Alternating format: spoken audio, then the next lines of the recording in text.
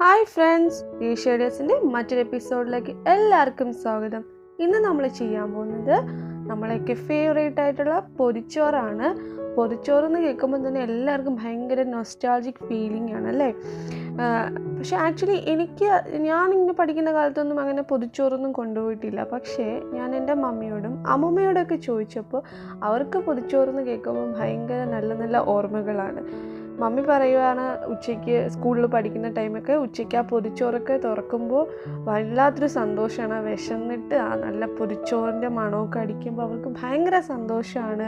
അപ്പം ആ ഒരു ഏജിലുള്ള അല്ലെങ്കിൽ ആ ഒരു കാലഘട്ടത്തിലുള്ളവർക്കൊക്കെ പൊതിച്ചോറെന്ന് പറയുന്നത് നല്ലൊരു നൊസ്റ്റാൾജിക് ഫീലിംഗ് ആണ്. അപ്പം നമ്മൾ ഇന്ന് ഉണ്ടാക്കാൻ പോകുന്നത് ആ പൊതിച്ചോറാണ്. അപ്പോൾ അതിനു മുമ്പ് നിങ്ങൾ ആദ്യമായിട്ടാണ് ഷഡീസിൻ്റെ വീഡിയോ കാണണമെങ്കിൽ ഇതുപോലത്തെ DIY കുക്കിംഗ് ക്രാഫ്റ്റ് ഒക്കെ നിങ്ങൾക്ക് ഇഷ്ടമാണെങ്കിൽ സബ്സ്ക്രൈബ് ചെയ്യാൻ മറക്കരുത്. അതുപോലെ സബ്സ്ക്രൈബ് ചെയ്യുമ്പോൾ കുഞ്ഞു ബെല്ലൈക്കണും കൂടെ ഒന്ന് പ്രസ് ചെയ്തിരിക്കുക.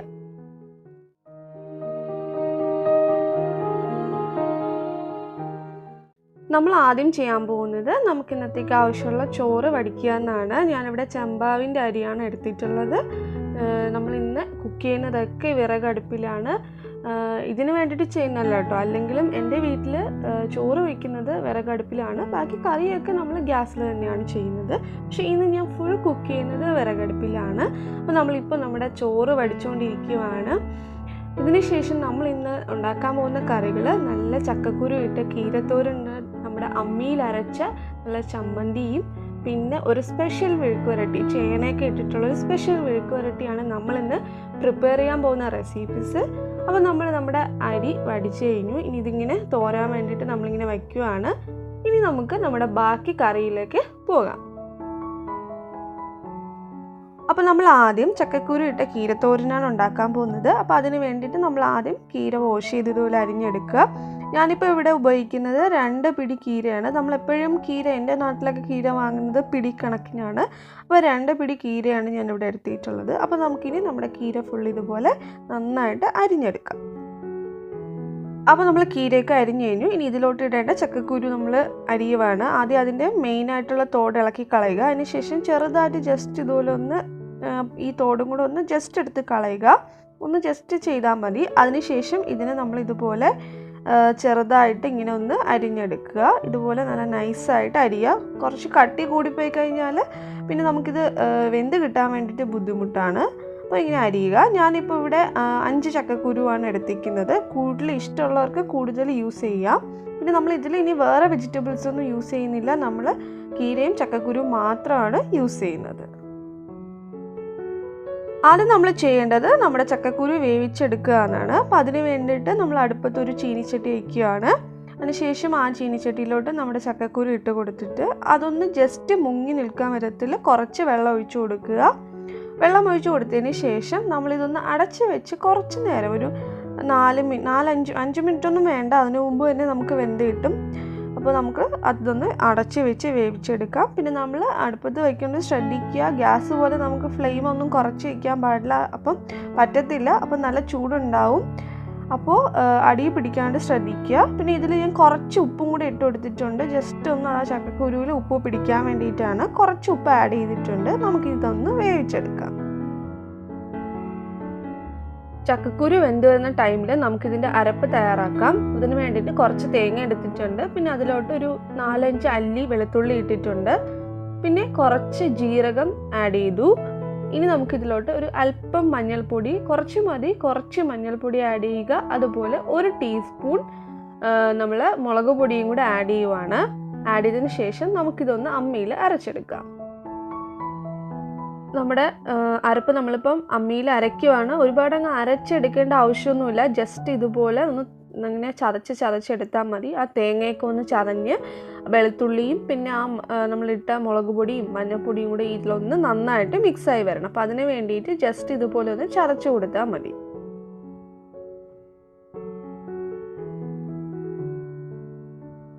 ചക്കക്കുരു വേവിച്ചത് മാറ്റി വെച്ചിട്ടുണ്ട്. ഇനി നമുക്ക് നമ്മുടെ തോരൻ ഉണ്ടാക്കാം. അപ്പോൾ അതിന് വേണ്ടിയിട്ട് ഞാൻ ചീനിച്ചട്ടിയിൽ കുറച്ച് വെളിച്ചെണ്ണ ഒഴിക്കുകയാണ്. ഞാൻ ഇന്ന് എല്ലാ കറികളിലും വെളിച്ചെണ്ണയാണ് യൂസ് ചെയ്യുന്നത്. നമുക്ക് ആ ഒരു തനി നാടൻ രുചി കിട്ടണമെങ്കിൽ വെളിച്ചെണ്ണ തന്നെ യൂസ് ചെയ്യണം. അതിനുശേഷം നമ്മൾ ഇതിലോട്ട് നമ്മുടെ കടുക് വറുക്കാൻ വേണ്ടിയിട്ടുള്ള കടുക് ഇട്ട് കൊടുക്കുകയാണ്. കടുകും അതുപോലെ വറ്റൽമുളകും കുറച്ച് കരിവേപ്പില ഇട്ടതൊന്ന് കടുക് വറുത്ത് എടുക്കുകയാണ്. കടുക് വറുത്തതിന് ശേഷം നമ്മൾ നേരത്തെ അരിഞ്ഞു വെച്ച കീര ഉണ്ടല്ലോ, കീര ഇതിലോട്ട് ആഡ് ചെയ്ത് കൊടുക്കുകയാണ്. അതുപോലെ തന്നെ നമ്മുടെ ചക്കക്കുരുവും ഇതിലോട്ട് ആഡ് ചെയ്ത് കൊടുക്കുക.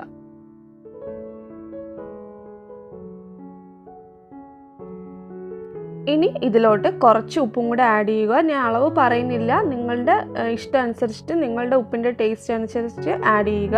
നേരത്തെ ചക്കക്കുരു വേവിച്ചപ്പോഴും ഉപ്പ് ആഡ് ചെയ്തിട്ടുണ്ടായിരുന്നു. ഇനി നന്നായിട്ട് മിക്സ് ചെയ്ത് ഇതൊന്ന് അടച്ചു വെച്ച് ഒരു 1-2 മിനിറ്റ് ഒന്ന് ജസ്റ്റ് വേവിക്കുക. വെള്ളമൊന്നും ആഡ് ചെയ്യേണ്ട, അല്ലാതെ ഒന്ന് അടച്ചു വെച്ച് വേവിച്ചെടുക്കുക.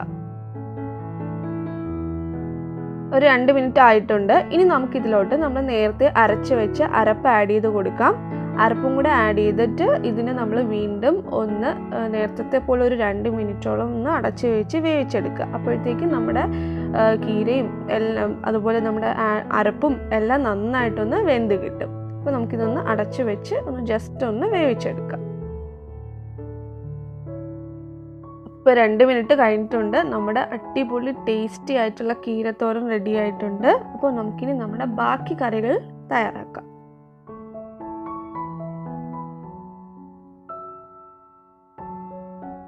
അടുത്ത് നമ്മൾ ഉണ്ടാക്കാൻ പോകുന്നത് നല്ല തേങ്ങാ ചമ്മന്തിയാണ്.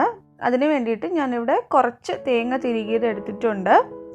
ഇനി ഇതിലോട്ട് 2 നമ്മുടെ ചെറിയ ഉള്ളി ഉണ്ടല്ലോ, അത് ഒന്ന് ചെറുതായിട്ട് അരിഞ്ഞിടുക. 2 ചെറിയ ഉള്ളി എടുക്കുക.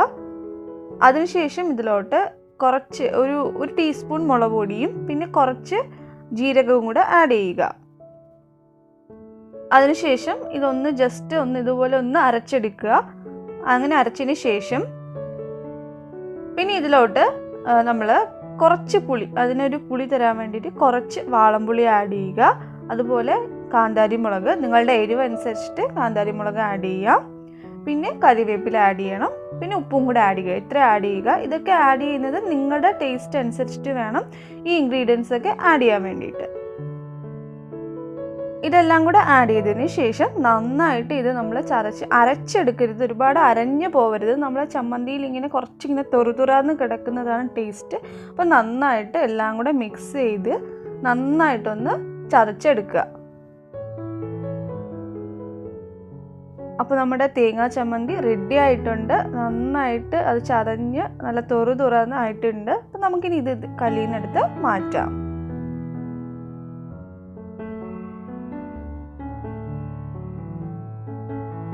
ഇനി നമ്മൾ തയ്യാറാക്കാൻ പോകുന്നത് ചേനയും പയറും വെണ്ടയ്ക്കയും വെച്ചിട്ടുള്ള മിൽക്ക് വരട്ടിയാണ്. ഇത് നമ്മൾ ഇതുപോലത്തെ ചെറിയ പീസ് ചേന എടുക്കുക. അതിനുശേഷം ഇതിനെ ചെറിയ ചെറിയ കഷ്ണങ്ങളാക്കി അരിയുക. ഒരുപാട് വലിയ കഷ്ണമായി പോയാൽ നമുക്ക് വെന്ത് കിട്ടാൻ പാടാണ്. നമ്മൾ ഉരുളക്കിഴങ്ങൊക്കെ മിൽക്ക് വരട്ടിക്ക് അരിയില്ല, അപ്പോൾ അതുപോലെ ഈ ചേനയെ നമ്മൾ അരിഞ്ഞെടുക്കുക. ഇനി നമ്മൾ അരിയുന്നത് വെണ്ടയ്ക്കയാണ്. അതും നമ്മൾ വെണ്ടയ്ക്ക മെഴുക്ക് പുരട്ടി വയ്ക്കുന്നത് പോലെ ആ സൈസിന് അരിഞ്ഞെടുത്താൽ മതി. ഞാനിവിടെ ഒരു 5 വെണ്ടയ്ക്ക എടുക്കുന്നുണ്ട്. അപ്പോൾ അതും നമുക്ക് ഇനി അരിഞ്ഞെടുക്കാം.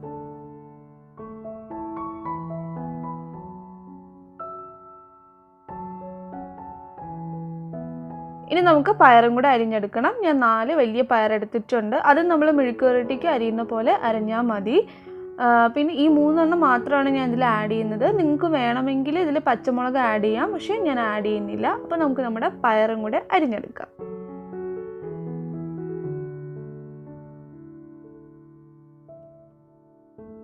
ഇനി നമുക്ക് മെഴുക്ക് പുരട്ടി ഉണ്ടാക്കാം. അപ്പോൾ അതിന് ആദ്യം ഇതുപോലെ ചീനിച്ചട്ടി എടുക്കുക. അതിനുശേഷം നമുക്ക് ആദ്യം ചേനയും അതുപോലെ പയറും വേവിച്ചെടുക്കണം. അപ്പോൾ കുറച്ച് വെള്ളം ഒഴിച്ച് നമുക്ക് ആദ്യം നമ്മുടെ ചേനയും പയറും ഒന്ന് വേവിച്ചെടുക്കാം. ജസ്റ്റ് ഇതൊന്ന് മുങ്ങി നിൽക്കാൻ വിധത്തിൽ കുറച്ച് വെള്ളം ഒഴിച്ചാൽ മതി. കുറച്ച് വെള്ളം ഒഴിച്ചതിന് ശേഷം ഇതിനെ അടച്ച് വെച്ച് ഒരു 4 മിനിറ്റെങ്കിലും 4-5 മിനിറ്റ് വേവിക്കണം. കാരണം ചേനയ്ക്ക് അത്യാവശ്യം സമയമെടുക്കും വെന്ത് വരാൻ വേണ്ടിയിട്ട്. അപ്പോൾ ഒരു അത്യാവശ്യം വെള്ളം ഒഴിച്ചതിന് ശേഷം ഒരു അടച്ച് വെച്ച് ഒരു 4-5 മിനിറ്റ് ഒന്ന് വേവിച്ചെടുക്കുക. ഇപ്പോൾ ചേനയും പയറൊക്കെ വെന്ത് വന്നിട്ടുണ്ട്. ഇനി നമുക്കിതിലോട്ട് നമ്മൾ നേരത്തെ അരിഞ്ഞു വെച്ച വെണ്ടയ്ക്ക ആഡ് ചെയ്ത് കൊടുക്കാം. അതിനുശേഷം കുറച്ച് വെളിച്ചെണ്ണ ഒഴിച്ചു കൊടുക്കുക. നമ്മൾ നേരത്തെ ഇത് വെള്ളത്തിലാണ് വേവിച്ചത്. അപ്പോൾ നമുക്കിത് മെഴുക്ക് പുരട്ടി ആക്കി എടുക്കണമെങ്കിൽ എന്തായാലും എണ്ണ വേണമല്ലോ. അപ്പോൾ ഇപ്പോൾ ഈ ടൈമിൽ കുറച്ച് എണ്ണ ഒഴിച്ചു കൊടുക്കുക. അതിനുശേഷം ഇതിലോട്ടൊരു 1/4 ടീസ്പൂൺ മഞ്ഞൾപ്പൊടിയും 1 ടീസ്പൂൺ മുളക് പൊടിയും ആഡ് ചെയ്യുക. എരിവ് ഒരുപാട് ഇഷ്ടമുള്ളവരാണെങ്കിൽ കൂടുതൽ ആഡ് ചെയ്യാം, കാരണം നമ്മളിതിൽ പച്ചമുളകൊന്നും ആഡ് ചെയ്തിട്ടില്ല. പിന്നെ ആവശ്യത്തിന് ഉപ്പും കൂടെ ഇട്ട് കൊടുക്കുക. അതിനുശേഷം ഇത് നന്നായിട്ടൊന്ന് മിക്സ് ചെയ്ത് ഇതൊക്കെ ഒന്ന് വഴണ്ട് വരുന്ന വരെ നമ്മളിതൊന്ന് വഴറ്റിയെടുക്കണം. ഇപ്പോൾ നമ്മുടെ മെഴുക്ക് പുരട്ടി നന്നായിട്ട് വഴണ്ട് വന്നിട്ടുണ്ട്. പക്ഷേ ഇതങ്ങ് തീരെ അങ്ങ് ഫ്രൈ ആയൊന്നും നമുക്ക് കിട്ടത്തില്ല, കാരണം നമ്മളിത് മൊത്തം എണ്ണയിലല്ല ഫ്രൈ ചെയ്തെടുത്തത്. വെള്ളത്തിൽ വേവിച്ചിട്ട് കുറച്ച് വെളിച്ചെണ്ണ മാത്രമേ ആഡ് ചെയ്തിട്ടുള്ളൂ. അപ്പോൾ ആ ഒരു ഇതിലാണ് നമുക്ക് കിട്ടുന്നത്. അപ്പോൾ നമ്മുടെ മെഴുക്ക് പുരട്ടി റെഡി ആയിട്ടുണ്ട്.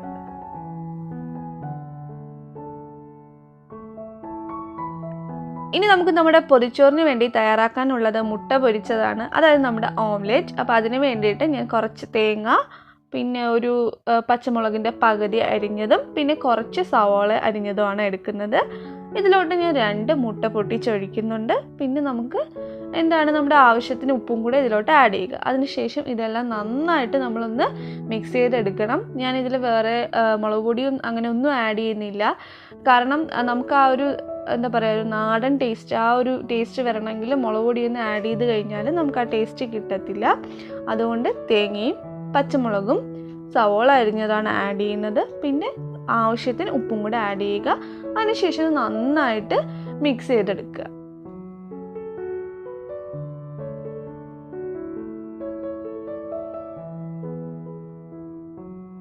നമ്മുടെ മുട്ട പൊരിച്ചതുണ്ടാക്കുന്നത് നമ്മൾ വിറകടുപ്പിലാണ്. അപ്പോൾ അതിന് വേണ്ടിയിട്ട് ഇതിൽ വെളിച്ചെണ്ണ ഒഴിച്ചു കൊടുക്കുക. നമ്മളിപ്പം ചീനിച്ചട്ടിയിൽ അടുപ്പിൽ ചെയ്യുന്നതുകൊണ്ട് കുറച്ച് വെളിച്ചെണ്ണ ഒഴിച്ചു കഴിഞ്ഞാൽ നന്നായിട്ട് അടി പിടിച്ച് നമുക്ക് നേരെ കിട്ടത്തില്ല. അതുകൊണ്ട് ആവശ്യത്തിന് വെളിച്ചെണ്ണ ഒഴിക്കുക.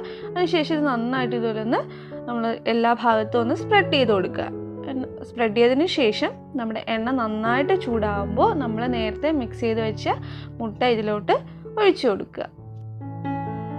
മുട്ട ഒഴിച്ചതിന് ശേഷം ഇതുപോലെ ജസ്റ്റ് ഒന്ന് ചുറ്റിച്ച് കൊടുക്കുക. അപ്പം അത്യാവശ്യം ഇതൊന്ന് സ്പ്രെഡായി വരും. നമ്മൾ പാനിൽ ഉണ്ടാക്കുന്ന പോലെ ഇങ്ങനെ നന്നായിട്ട് സ്പ്രെഡായൊന്നും കിട്ടത്തില്ല. ഇത് കുറച്ചിങ്ങനെ കട്ടിയായിട്ട് ഇങ്ങനെ ഒരു ഫ്ലഫി ആയിട്ട് കിട്ടും. അതാണ് അതിൻ്റെ ടേസ്റ്റ്. ഈ വെളിച്ചെണ്ണയിൽ നല്ല ഇങ്ങനെ പൊങ്ങി നല്ല മൊരിഞ്ഞ് വരും. അതാണ് നമ്മളിങ്ങനെ ചീനിച്ചട്ടിയിൽ നമ്മുടെ മുട്ട പൊരിച്ചതുണ്ടാക്കിയാൽ അതിൻ്റെ ഒരു പ്രത്യേക ടേസ്റ്റാണ്. അപ്പോൾ നമുക്കിനി നമ്മുടെ മുട്ടയൊന്ന് മറിച്ചിട്ട് കൊടുക്കാം. നല്ല കട്ടിയായിട്ട് ചിലപ്പോൾ പൊട്ടിപ്പോകാൻ ചാൻസ് ഉണ്ട്, എന്നാലും നമുക്ക് പതുക്കെ ഇതൊന്ന് മറിച്ചിട്ട് കൊടുക്കാം.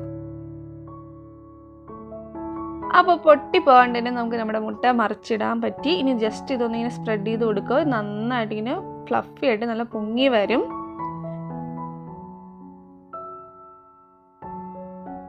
അപ്പോൾ നമ്മുടെ ഓംലെറ്റും റെഡി ആയിട്ടുണ്ട്. ഇനി നമുക്ക് നമ്മുടെ പൊതിച്ചോറ് കിട്ടാം. ഇനി നമുക്ക് നമ്മുടെ പൊതിച്ചോറ് പൊതിഞ്ഞെടുക്കാൻ വേണ്ടിയിട്ട് വാഴയില വേണം. അപ്പോൾ നമുക്കതിന് വേണ്ടിയിട്ട് ഇല മുറിഞ്ഞെടുക്കാം. തീരെ തിളുന്ത ഇല എടുക്കരുത്, പെട്ടെന്ന് പൊട്ടിപ്പോവും. ഒരു മീഡിയം സൈസിലുള്ള ഇല എടുക്കുക.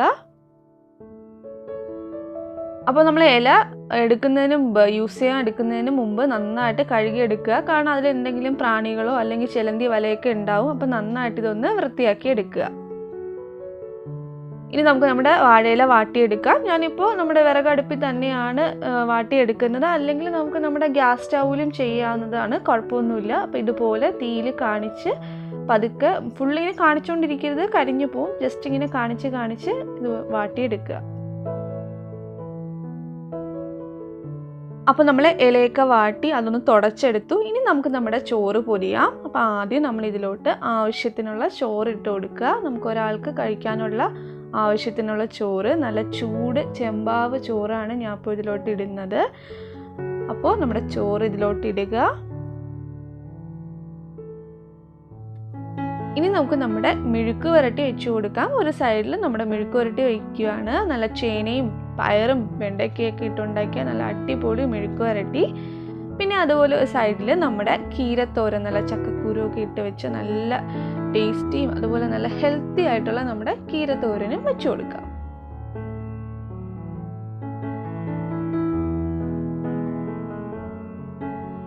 ഇനി നമുക്ക് നമ്മുടെ അമ്മിയിൽ അരച്ച നല്ല തേങ്ങാ ചമ്മന്തിയും അതിലോട്ട് വെച്ച് കൊടുക്കാം. അപ്പോൾ നമ്മുടെ ചമ്മന്തിയും വെച്ചു. ഇനി നമുക്ക് ഒരു സൈഡിൽ നമ്മുടെ അടിപൊളി മുട്ട പൊരിച്ചത് അതും കൂടെ വെച്ച് കൊടുക്കാം. ഞാനിവിടെ മീൻ പൊരിച്ചതൊന്നും ഉപയോഗിക്കുന്നില്ല, എനിക്ക് മീൻ ഇഷ്ടമല്ലാത്തത് കൊണ്ടാണ്.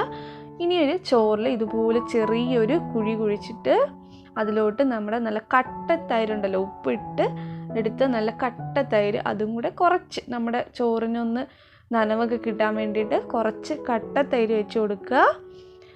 ഇനി അവസാനമായിട്ട് നമുക്ക് ഒഴിച്ചുകൂടാൻ പറ്റാത്തതാണ് അച്ചാർ. അപ്പോൾ നമ്മുടെ അച്ചാർ നല്ല ലൗലോലിക്ക അച്ചാറാണ്. അപ്പോൾ ഈ ലൗലോലിക്ക അച്ചാറിൻ്റെ റെസിപ്പി നേരത്തെ ഞാൻ ഇട്ടിട്ടുണ്ട്, അപ്പോൾ നിങ്ങളത് പോയി ചെക്ക് ചെയ്ത് നോക്കുക. അപ്പോൾ നമ്മുടെ അടിപൊളി ലൗലോലിക്ക അച്ചാറും കൂടെ വെച്ചതിന് ശേഷം നമ്മൾ നമ്മുടെ പൊതി ഇങ്ങനെ പൊതിഞ്ഞെടുക്കുകയാണ്.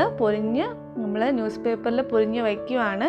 ഇനി നമ്മളിത് ഉച്ചയ്ക്ക് കഴിക്കാൻ നേരത്ത് മാത്രമേ നമ്മൾ നമ്മുടെ പൊതി എടുക്കത്തുള്ളൂ.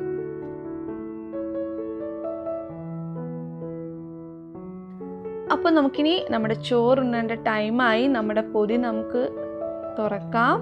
നല്ലൊരു സ്മെൽ ഇപ്പോഴേ വരുന്നുണ്ട്. ഞാൻ രാവിലെ ഉണ്ടാക്കി വെച്ചതാണ്. ഇപ്പോൾ നല്ല ഉച്ചയ്ക്ക് ഒരു 1:30 ആയി. നമ്മളിതാ പൊതി നോക്കുവാണ്. നല്ല അടിപൊളി സ്മെല്ലാണ് വരുന്നത്. നമ്മൾ അടിപൊളി പൊതിച്ചോറ് റെഡി ആയിട്ടുണ്ട്. നമ്മുടെ കറിയിൽ ആ ജ്യൂസൊക്കെ അതിലിങ്ങനെ പിടിച്ച് ആ കളറൊക്കെ വന്ന് നല്ല ഭംഗിക്കായിട്ടുണ്ട്. ഇനി നമുക്ക് നമ്മുടെ പൊതിച്ചോറ് കഴിച്ചു നോക്കാം. അപ്പോൾ നമ്മുടെ കറികളൊക്കെ ഒന്ന് സൈഡിലോട്ട് മാറ്റി വെച്ചിട്ട് നമുക്കിത് കഴിക്കാം. ഞാൻ നിങ്ങൾക്കിത് ടേസ്റ്റ് ചെയ്ത് പറയാം എങ്ങനെയുണ്ടെന്ന്. അപ്പോൾ നമ്മളെ കറിയൊക്കെ കുറച്ചൊന്നിങ്ങനെ മിക്സ് ചെയ്ത് നമുക്ക് നമ്മുടെ പൊതിച്ചോറ് കഴിച്ചു നോക്കാം. അടിപൊളി ടേസ്റ്റാണ്. ആ ഇലയുടെ ആ ഒരു മണവും അതൊക്കെ ഇതിൽ വന്നിട്ട്, പിന്നെ എല്ലാ കറിയും കൂടെ നമ്മൾ ഒരുമിച്ച് വെച്ചുകൊണ്ട് നല്ല അടിപൊളിയായിട്ടുണ്ട്. എന്തായാലും നിങ്ങൾക്കിത് കാണുമ്പോൾ പൊതിച്ചോറ് കഴിക്കാൻ കൊതിയാവുമെന്ന് എനിക്കറിയാം. അപ്പോൾ എന്തായാലും നിങ്ങളിത് വേഗം പോയി തയ്യാറാക്കി നോക്കുക. വീഡിയോ ഇഷ്ടമായെങ്കിൽ ലൈക്ക് ചെയ്യാനും ഷെയർ ചെയ്യാനും കമൻറ്റ് ചെയ്യാനും മറക്കരുത്. നിങ്ങളുടെ അഭിപ്രായങ്ങൾ കമൻറ്റ് ബോക്സിൽ എന്നെ അറിയിക്കുക. വീണ്ടും മറ്റൊരു നല്ല വീഡിയോയുമായി കാണുന്നവരെ ടേക്ക് കെയർ. ബൈ.